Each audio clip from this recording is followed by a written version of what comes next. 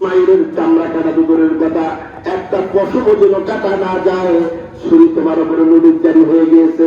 সুবহানাল্লাহ। ইব্রাহিম আলাইহিস সালাম ইসমাঈল আলাইহিস সালাতু ওয়াস সালাম কন্ট্রোলের মধ্যে ছুরি চালান, কিন্তু চামড়া কাটেন না। ইব্রাহিম আলাইহিস সালাতু ওয়াস সালাম রাগ করে পাথরের মধ্যে চোট দিলেন, পাথর দ্বিগুণিত হয়ে গেল। ইব্রাহিম আলাইহিস সালাতু ওয়াস সালাম বলেন, এ পাথর ছুরি, তুমি কি কাটানোর শক্তি হারিয়ে ফেললাম? পাথর দ্বিগুণিত হলো। ইসমাঈল আলাইহিস সালাতু ওয়াস সালামের গলা কাটে না কেন? এবার আবার যখন দ্বিতীয়বার পুনরায় যখন আবার তিনি ছুরি চালাইতেছিলেন, আল্লাহ পাক স্বয়ং নিজেই ইব্রাহিম আলাইহিস সালাতু ওয়াস সালামকে ডাক দিলেন, ওয়ানাদাইনাহু আইয়া ইব্রাহিম। আল্লাহু আকবার। আল্লাহ পাক ডাক দিয়ে বলতেছেন, ওয়ানাদাইনাহু আইয়া ইব্রাহিম, হে ইব্রাহিম, قد صدقت الرؤيا, অবশ্যই অবশ্যই তুমি তোমার স্বপ্নকে বাস্তবে পরিণত করে দিয়েছো। সুবহানাল্লাহ। আমি আল্লাহ তাআলা তোমার এই কাজগুলি আমার দরবার কবুল হয়ে গিয়েছে, মঞ্জুর হয়ে গিয়েছে।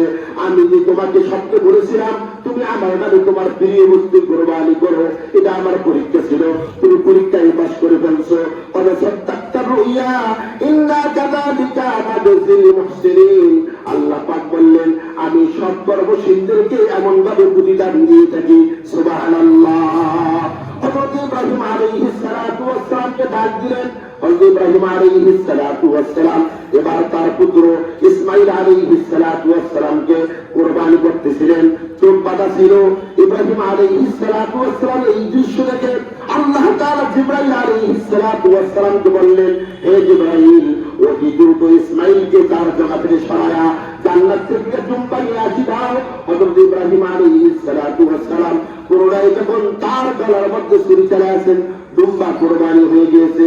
গরম রক্ত যখন হাতের মধ্যে লেগেছে, ইব্রাহিম আলাইহিস সালাম চোখের পট্টি খুলে দেখেন দুম্বা কুরবানি হয়ে গেছে।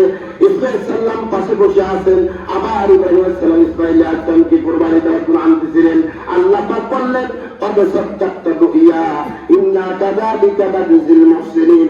ইব্রাহিম, তোমার স্বপ্ন বাস্তবে রূপান্তরিত করে দিয়েছো, আমি আল্লাহ তাআলা তোমার প্রতিদান তোমাকে দিয়ে দিয়েছি।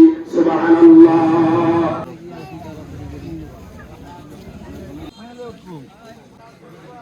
আমি ভাইরাল হয়ে গেলাম।